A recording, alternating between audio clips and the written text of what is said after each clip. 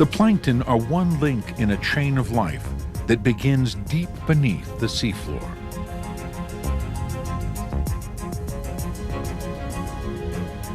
The most important plant life on this planet are these microscopic little green plants that float in the ocean. Plankton may be key to life, but they themselves don't live long. MODIS shows how, in just 72 hours, a bloom can rapidly weaken and fade.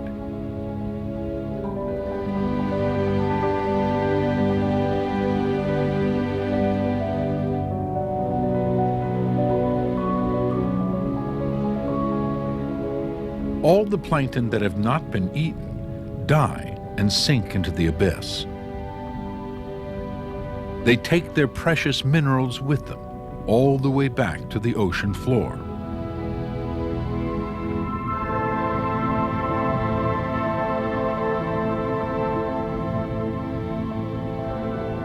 Here they will remain for millennia, a thick carpeting of tiny carcasses half a mile deep. Some of the minerals may ultimately be recycled. Some may emerge through hydrothermal vents again, millions of years from now. But some plankton, through yet another extraordinary chain of events, will deliver their precious cargo of nutrients not just to life in the ocean, but also to life on land.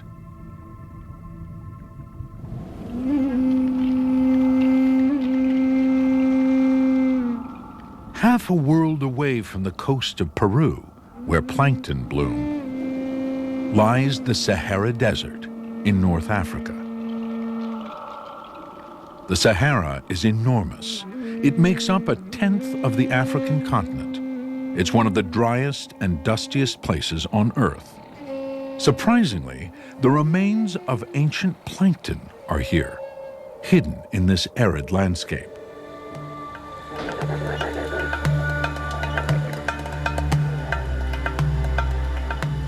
It is May, the hottest month of all. Camel herders travel through one of the most exposed regions of the Sahara, the Bodele Depression. 6,000 years ago, this was covered by the world's largest freshwater lake. The floor of the lake is covered with the ancient remains of plankton, called diatomite, laid down in a much earlier age, when an ocean covered the region.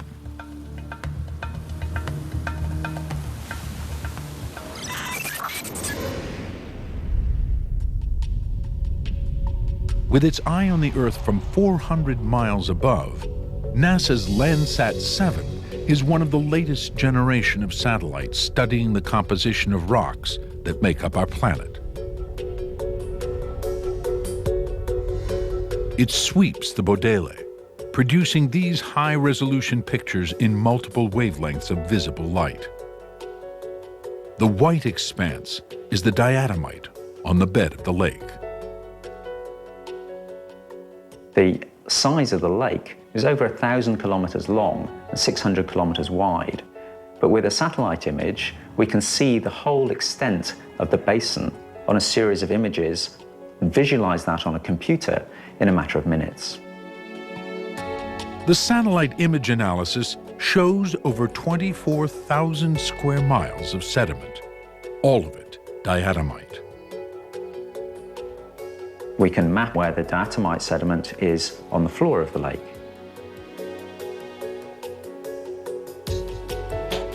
The diatomite from the plankton is a rich source of phosphorus, an element needed by all living things to produce energy. But for this nutrient to re-enter the chain of life, it must first embark on a long journey that can be seen from space.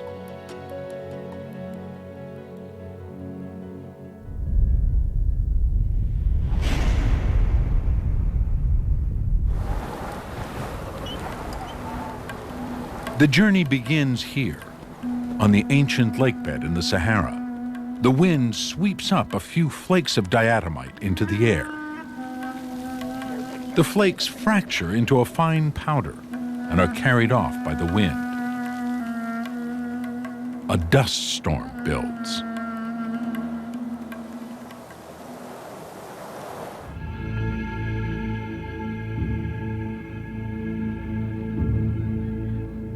"22,000 miles above, the European weather satellite Meteosat 8 looks down from its geostationary orbit.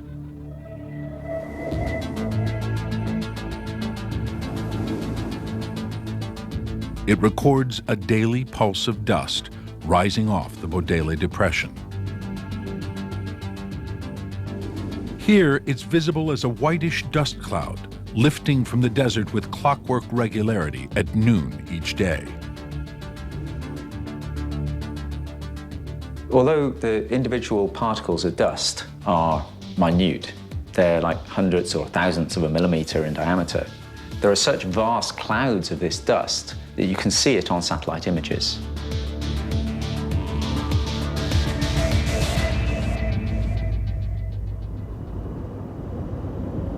The dust cloud is over 100 stories high and 200 miles wide. From here, it will head west on an epic journey.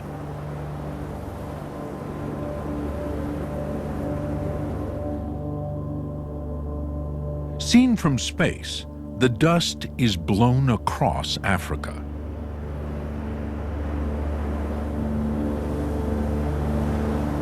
At the Atlantic coast, it's drawn up high into the sky. This simulation, based on satellite data, shows how prevailing winds carry the dust cloud west and south, 3,000 miles across the Atlantic.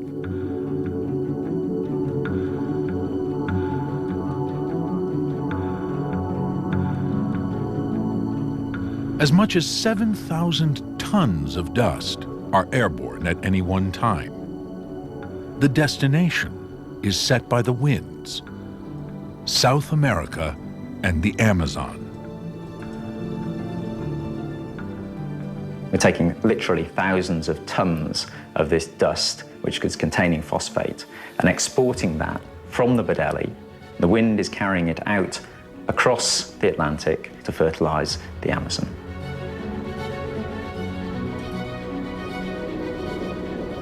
Here, in these clouds high above the rainforest, what was once living plankton reaches the end of its journey. The minerals in the dust, which include energy-giving phosphorus, dissolve into water droplets and fall to the Amazon in rain.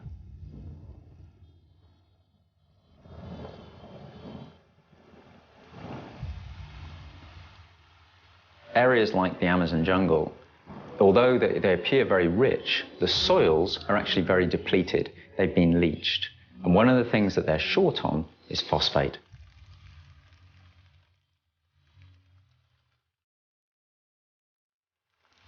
Rain falls incessantly throughout the Amazon's wet season, delivering thousands of tons of phosphate into the forest below.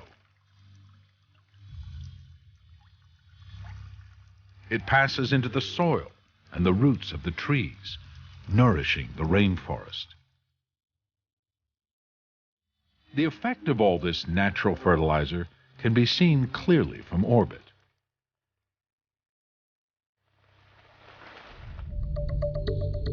Terra is the twin of the Aqua satellite. It circles the Earth every 99 minutes, monitoring how fast vegetation is growing.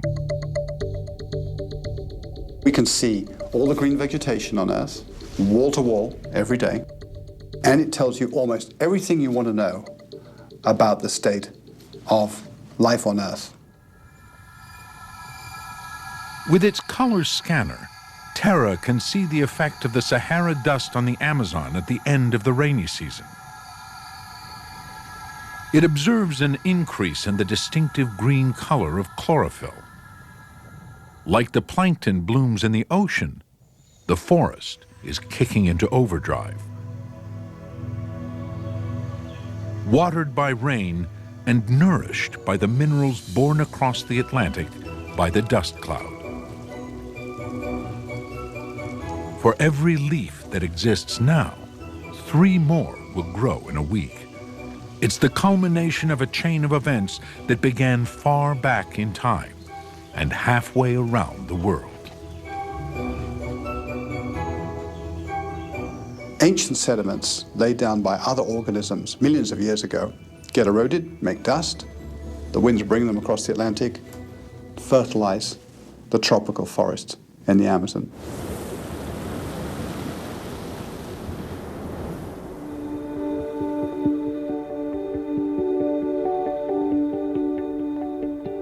The migration of Bodele dust to the Amazon is just one of many ways that vital minerals spread to living habitats all over the world. Every landscape has its own story and its own way of entering the chain of life.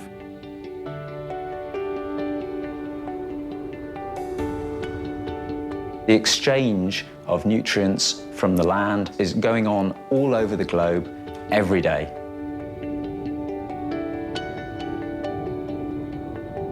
And in certain areas, this is what accounts for the special productivity of the soil. The Great Plains of North America are rich in minerals eroded from the Rocky Mountains. These are vital ingredients for growing wheat and corn.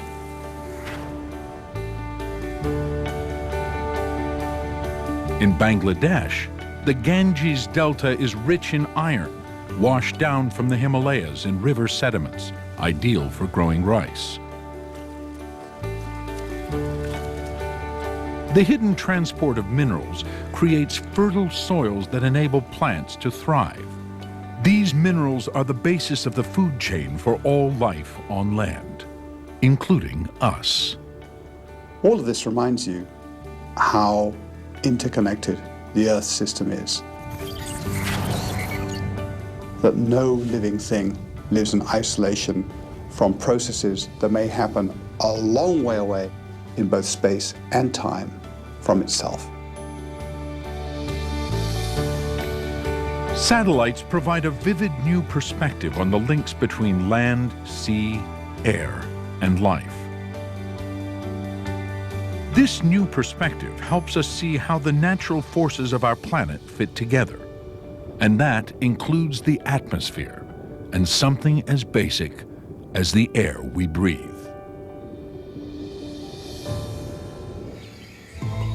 Less than a quarter of the air around us is comprised of oxygen. But that oxygen is essential to life. It's what all animals need to burn fuel in their bodies. Oxygen is vital to metabolism. It provides the energy that allows even the most active creatures to survive and thrive, and to master their environments. Scientists believe that the abundance of oxygen in the atmosphere was essential for the evolution of large, intelligent mammals like us. The human brain alone uses about 20% of the oxygen we breathe. But where does all this oxygen come from? Satellites can help us answer that question. NASA's Aura satellite is one of several spacecraft that are helping scientists study the Earth's atmosphere. Along with ground instruments, it can analyze the atmosphere and pinpoint its composition. It builds a picture of the nitrogen, oxygen, and carbon dioxide that together make up 99% of the air we breathe.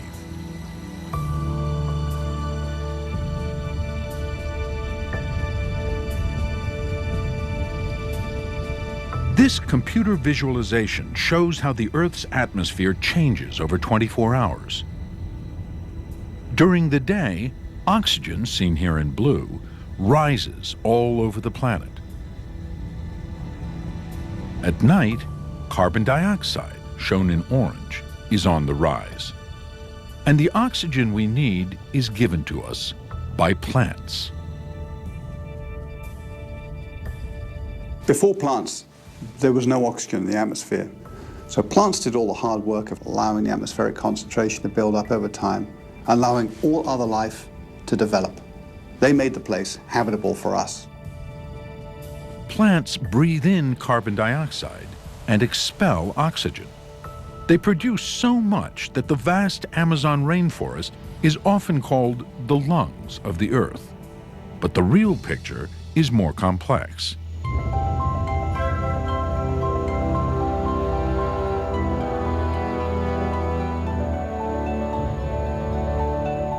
The verdant wilderness of plants and animals is one of the oldest, most abundant living systems on Earth.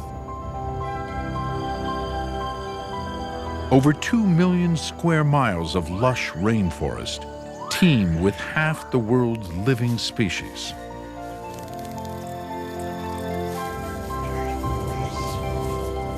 The Amazon is the largest natural preserve of life on the continents that's left in the world.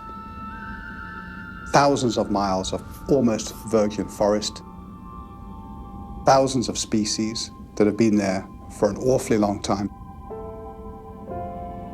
So dense is the Amazon jungle that it has a dramatic impact on the air above it.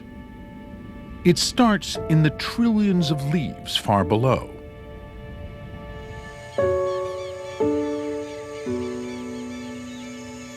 We can use animation to show what this invisible process, known as photosynthesis, might look like.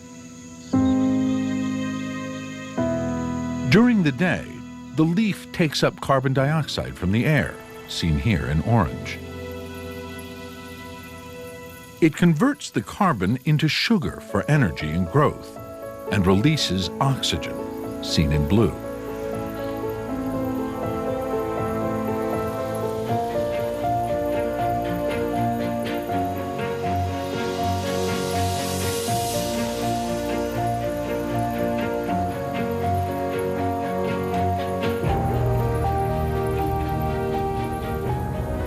Each one of these trees will release hundreds of thousands of cubic meters of oxygen in the course of its life. And as for the Amazon as a whole, a fifth of the world's oxygen is produced here. But there's a surprising twist. We will breathe almost none of it.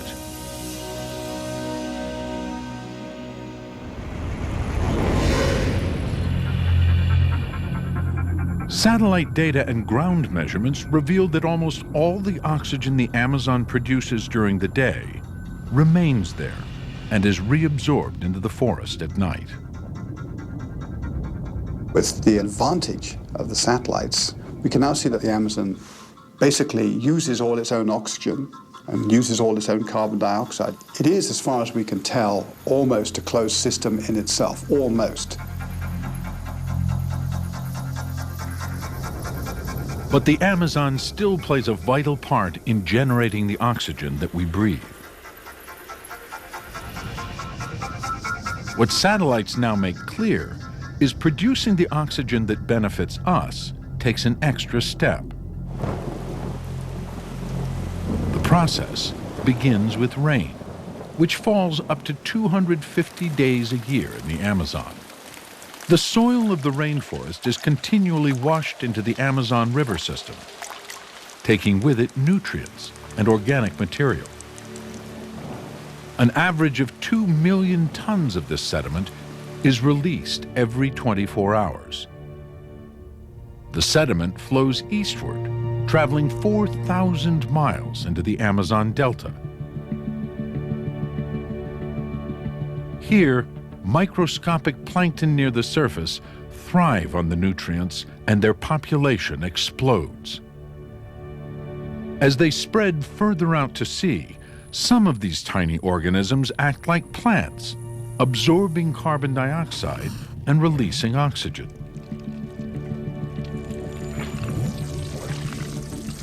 Again, the Aqua satellite shows us how a giant plankton bloom grows to cover 25,000 square miles. This vast area translates into a huge boom in oxygen production, made available to the entire planet.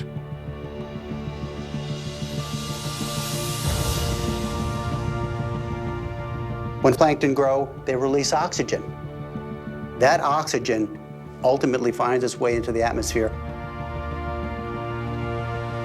The massive scale of this impact is revealed when the satellite data is visualized.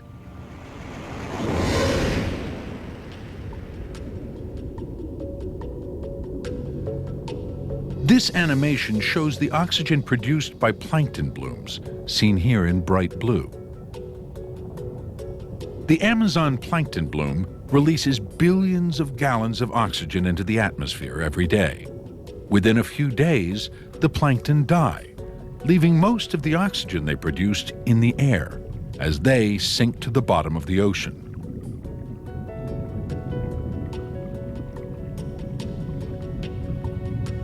Similar explosions of microscopic life happen all over the world.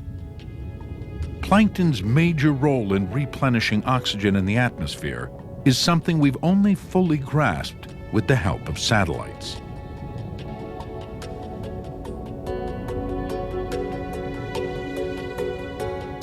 Satellites gave us that very first global picture, global assessment of what the ocean's plants were doing. And what plankton are doing is providing life-giving oxygen for us.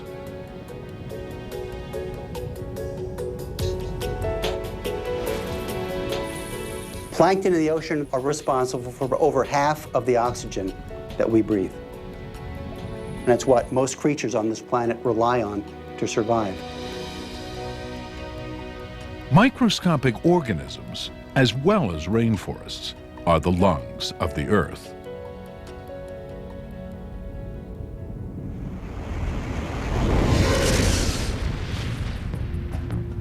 So what other secrets of life can satellites, our eyes in space, reveal?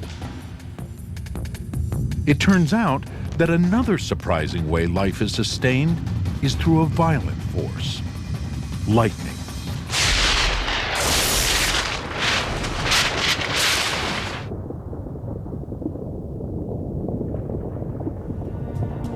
From orbit, the whole Earth buzzes with electricity.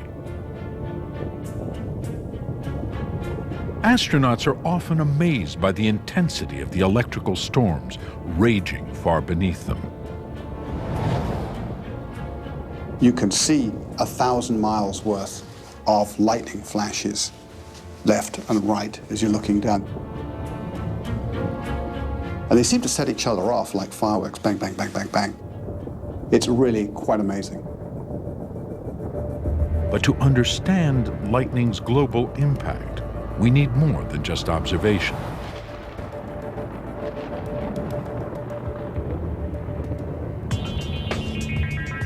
NASA's TRIMM satellite carries a high-speed camera that can detect individual lightning bolts.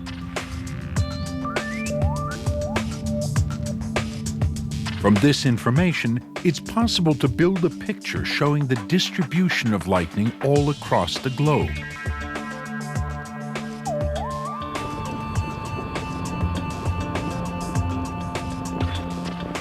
Astonishingly, 40 strikes occur every second. That's more than 3 million strikes a day. So how is all this lightning created? And what is the effect of all this energy streaking through the Earth's atmosphere?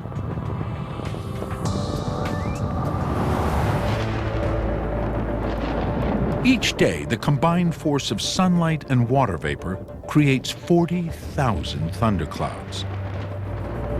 The rising columns of moist air generate powerful updrafts that turn water vapor into ice particles inside the clouds. As ice and water droplets smash into each other at great speed, vast charges of static electricity build up.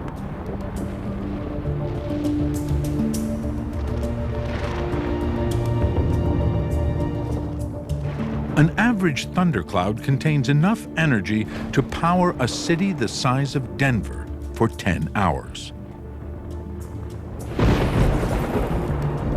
Eventually, the charge builds to a point where air molecules are torn apart, and a lightning bolt is born.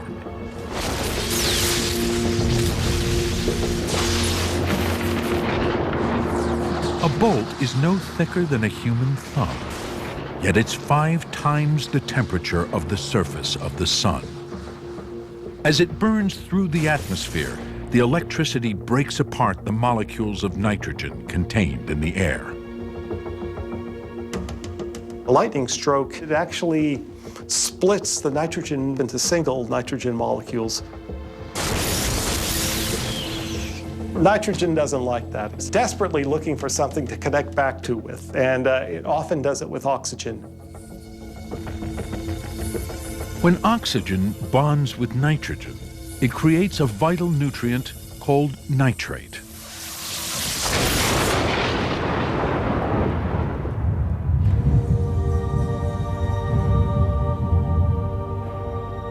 Satellites show the extent of nitrate, simulated here in yellow, produced by the more than 3 million lightning bolts that strike every day. This creates about 13,000 tons of nitrate.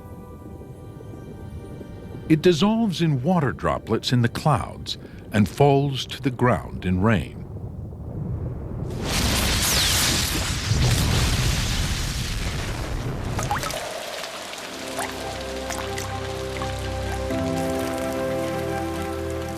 Most people are familiar with nitrates because they're fertilizers.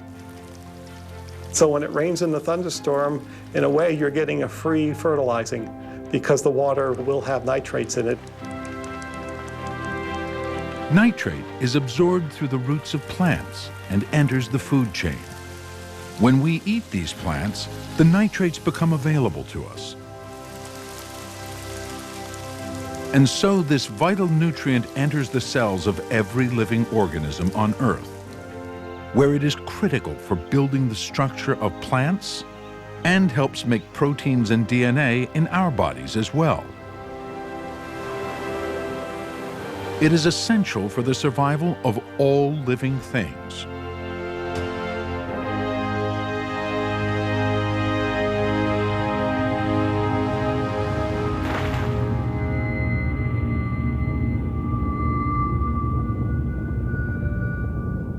But nitrate production is not the only way in which lightning promotes life on Earth.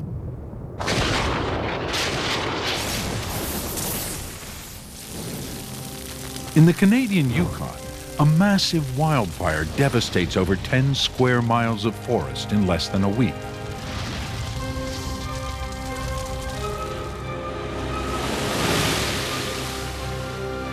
Such blazes often start with a random bolt of electricity from the sky.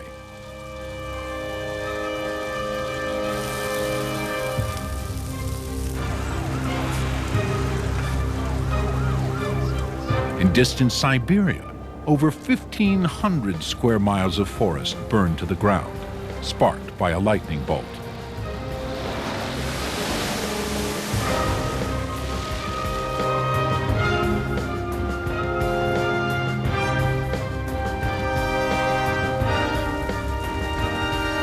These flames may seem purely destructive, but thanks in part to satellites, we see that they can also be life-giving.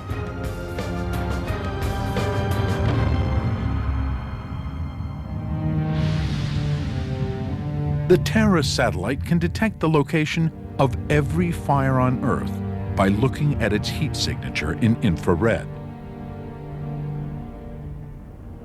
Terra basically gives us a map of all the fires in all the forests and grasslands of the world every day. This sped-up visualization of Terra's data shows a year's worth of fire all around the world,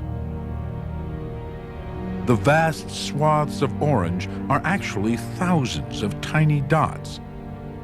Each one represents a half square mile of land where a fire has burned. Over 19 million square miles in total.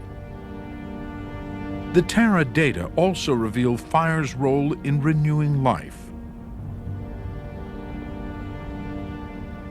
The observations have shown us how important fire is as an element of change. The benefits of change can be witnessed in the forests of northern Canada.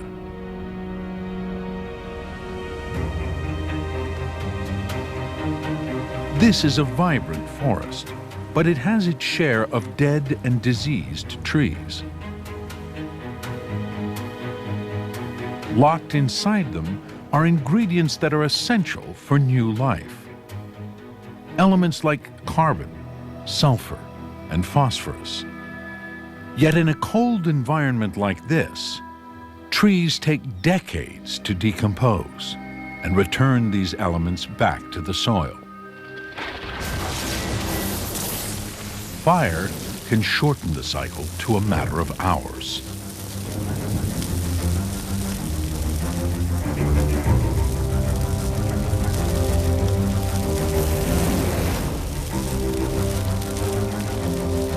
The pine tree is highly flammable.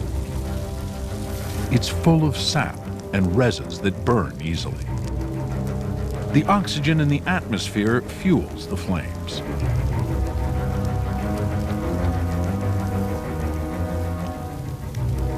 When you're looking at fire, you're looking at a rapid oxidation. That's what fire is. Within a matter of hours, what may have started as a spark from a single lightning bolt turns acres of forest to flames.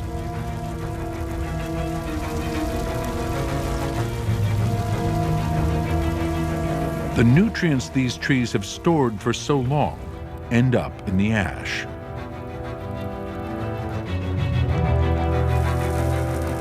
Fires also consume the dead animals whose bodies litter the forest, returning the nutrients they contain back to the soil. The smoke climbs into the sky, and the ultimate impact of this nutrient-rich ash can eventually be seen from space.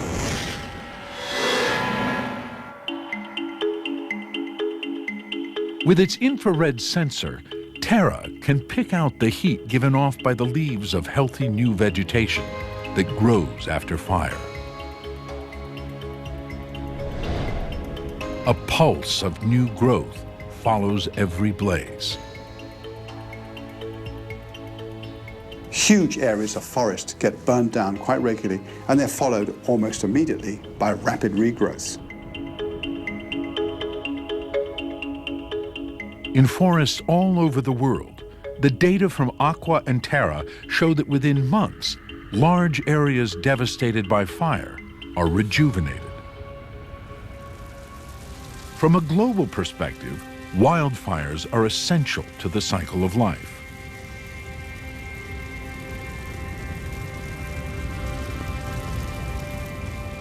Fire's like a great blender for all the materials in the Earth system. So when you get dead living material, particularly in the forests, fire will rip through there and decompose that stuff very quickly into its basic minerals and compounds that new life can use almost immediately. Fire is such an intrinsic part of nature that many plants have evolved to make active use of it. The pine tree drops its seeds in the ashen aftermath of a blaze to make the most of the nutrients that have been released. Wildfires are essential to maintaining the health of many of the world's ecosystems. It's a mechanism by which habitats that are no longer productive regenerate. We can now follow this process over decades. When you look at 30 years of satellite data, you see this continuous dynamic rearrangement of the biosphere. The nutrients that tree has pulled out from the soil have been dropped back down again in the soil to feed the next generation. The effect of all this is to allow the biosphere to turn over far more quickly and efficiently.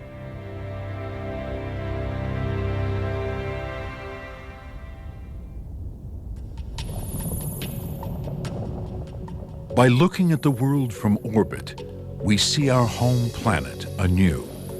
We discover countless hidden connections, all linked to life. The circulation of weather and ocean currents affects the ebb and flow of ice at the poles.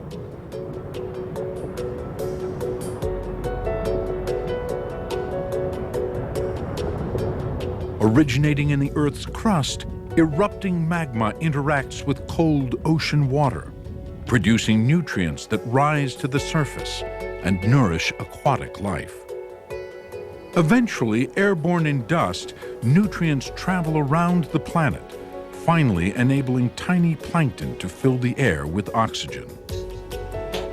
That allows complex animals like us to survive.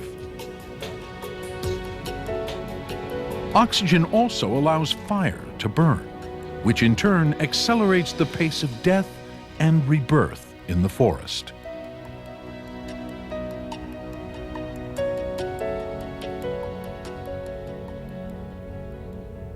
Above all, life's major driver is the energy we receive from the sun.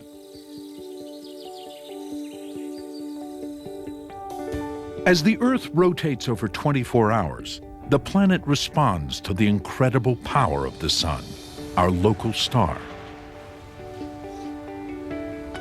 Each day, more than 1 million terawatts, over 7,000 times our global energy consumption, strike Earth. This triggers a wave of activity around the globe. At dawn, plants on land and plankton at sea begin to photosynthesize and grow. At the same time, sunlight drives wind and weather around the globe. We are also a part of this cycle as our bodies respond to the daily inflow of energy from above. Our skin cells use sunlight to create essential vitamins. Even the flight paths of planes reveal our intimate relationship with the rhythms of day and night. Aircraft travel west in the morning to extend the day and east in the evening to reduce the night. But while the sun nurtures all life on Earth, it also has the power to destroy. And with the help of a very different kind of satellite, we are coming to understand just how great a threat it can pose.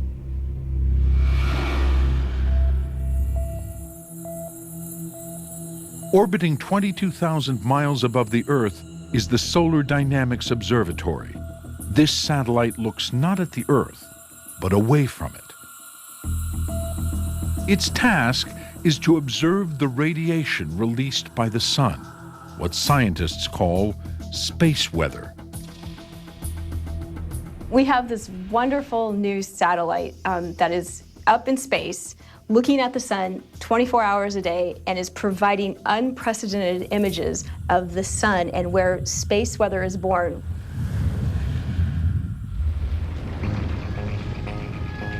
These striking images are produced by the SDO's ultraviolet sensor, detecting light frequencies beyond the blue end of the visible spectrum. The sun emits constant light, heat, and other forms of radiation, along with occasional dangerous bursts of charged particles.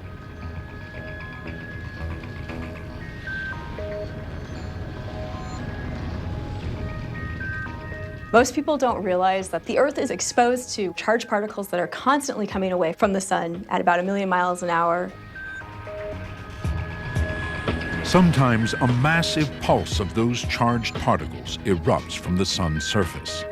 It's called a coronal mass ejection, and it contains billions of tons of charged particles.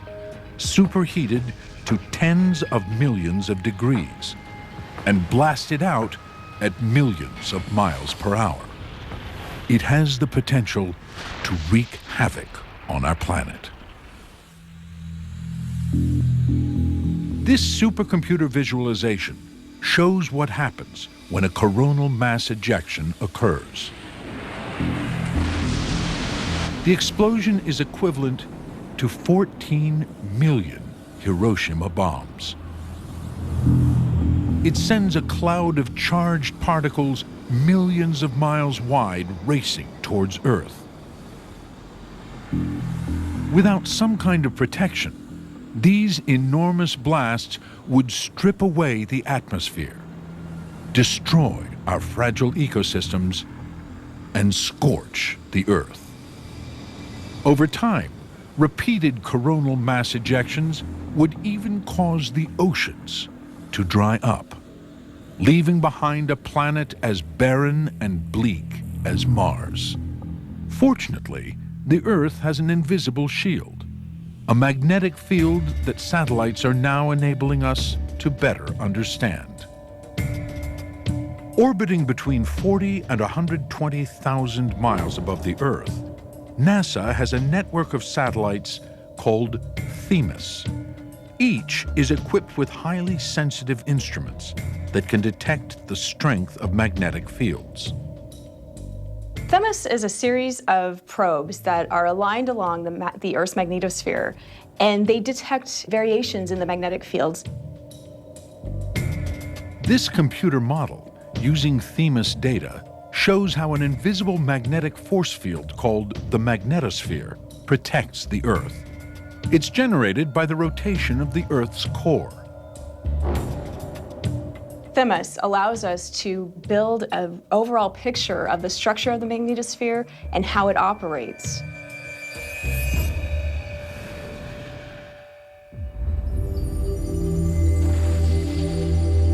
Themis reveals how the magnetic field is constantly blasted by the sun. The wave of charged particles, called the solar wind, distorts the magnetosphere into a gigantic teardrop shape, 120,000 miles across.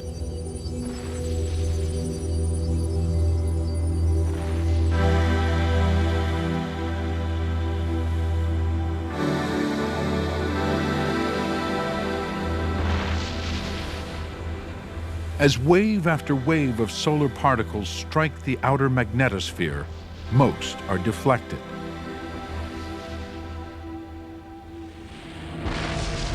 But when a coronal mass ejection arrives, it tears open the magnetosphere, allowing a vast number of charged particles to breach the magnetic field's first layer.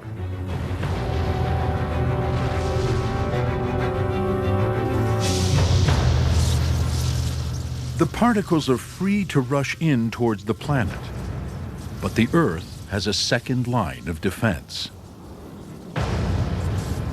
Inner magnetic fields steer the radiation down towards the poles. This process is extremely energetic.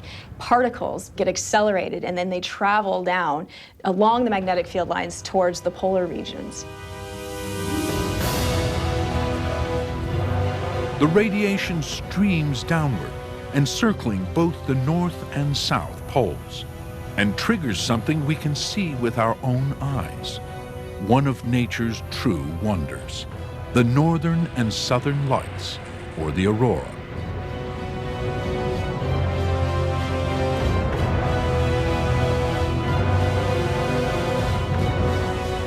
As the radiation strikes the upper atmosphere at extreme speed, it excites the air molecules. This makes them glow. The oxygen in the air radiates red and green, the nitrogen red and blue. These charged particles that originated from the sun get trapped and then interact directly with the Earth's atmosphere, causing these beautiful colors. So when we're looking at the aurora, basically we're looking at the fact that the sun and the Earth are intimately connected. The aurora is a vivid reminder of how potentially lethal energy from the sun is dissipated in the upper atmosphere. The Earth's magnetic field has shielded the planet from the sun's deadly radiation for billions of years, enabling life to take hold and flourish.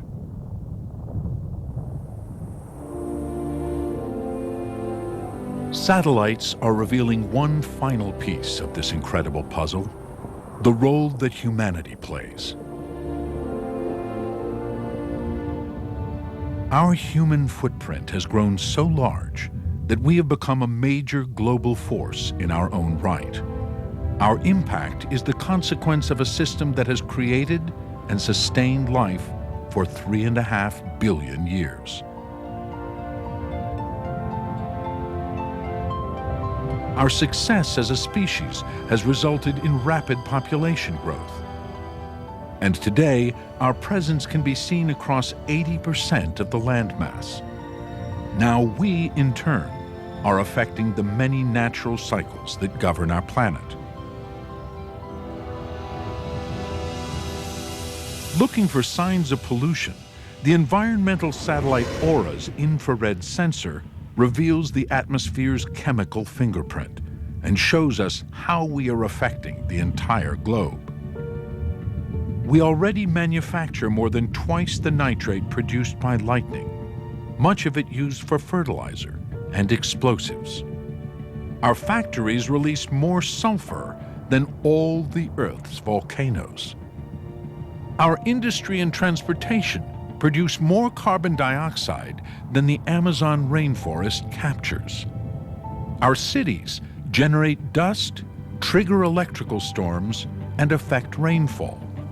And these are just a few of our impacts on Earth's natural cycles.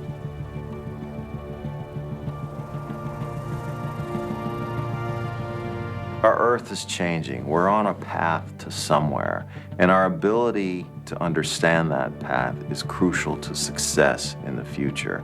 And satellites help us answer some of the most fundamental questions needed to understand how our planet behaves.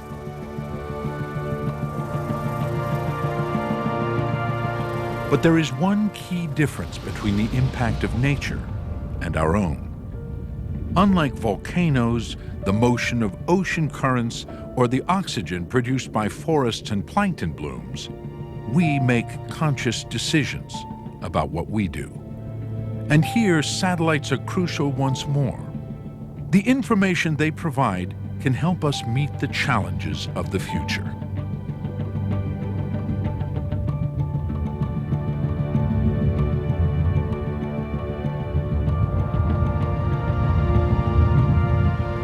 The real power of satellite observations is they represent objective truth. They tell us about what the world actually is doing, not what we would like it to be doing, not what we might fear it to be doing, but what it's actually doing. And it's that that allows us to see change, real change, for what it is.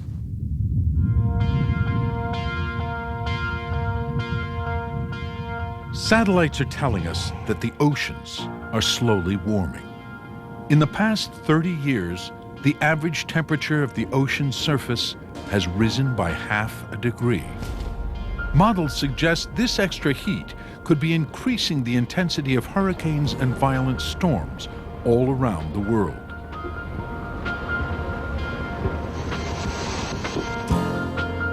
Satellite data shows that in Antarctica, ice shelves that took many thousands of years to form are collapsing year after year. And in the Arctic, sea ice is diminishing at an alarming rate. Many factors play a part in these dramatic changes, but most scientists agree that human activity, through our release of greenhouse gases, is the main driving force. All around the globe, satellites are recording change, but there's a problem. Just as we are able to capture and measure these changes, many of the current fleet of satellites are coming to the end of their lives. Satellites need fuel to stay in their orbits. When their time is up, they must either use the last of their fuel to boost themselves far away from the Earth or descend and burn up on re-entry.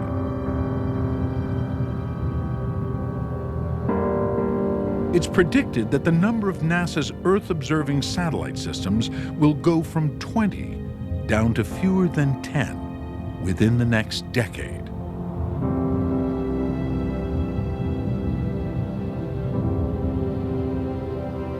The constant stream of information from these vital instruments in space will fade. If we fail to replace these satellites, we could lose our ability to track the web of connections that is fundamental to life. The complex interactions would be absolutely invisible to us without a larger view of the Earth.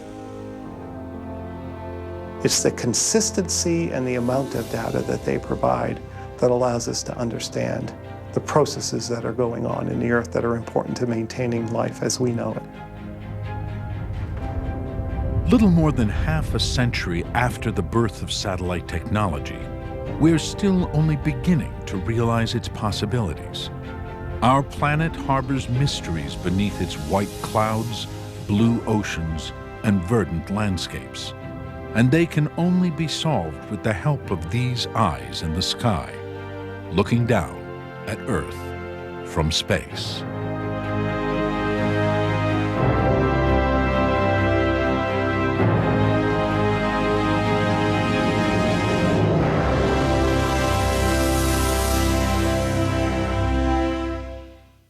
Nova investigates the roots of violence. The question on everybody's mind is, how do you prevent the next Newtown? Are killers born or made?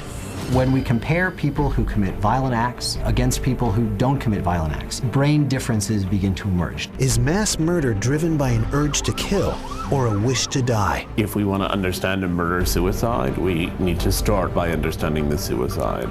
Unlocking the mind of a rampage killer. Next time. Major funding for NOVA is provided by the David H. Koch Fund for Science, supporting NOVA and promoting public understanding of science. And the Corporation for Public Broadcasting, and by PBS viewers like you. Thank you. And Millicent Bell, through the Millicent and Eugene Bell Foundation. Major funding for Earth from Space is provided by the Kendeda Fund, furthering the values that contribute to a healthy planet.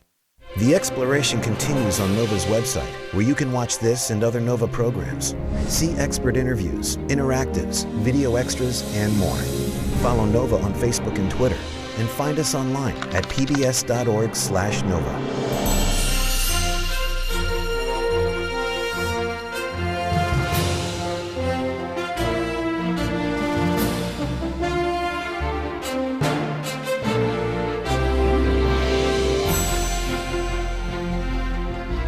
This NOVA program is available on DVD and Blu-ray. To order, visit shoppbs.org or call 1-800-PLAY-PBS. NOVA is also available for download on iTunes.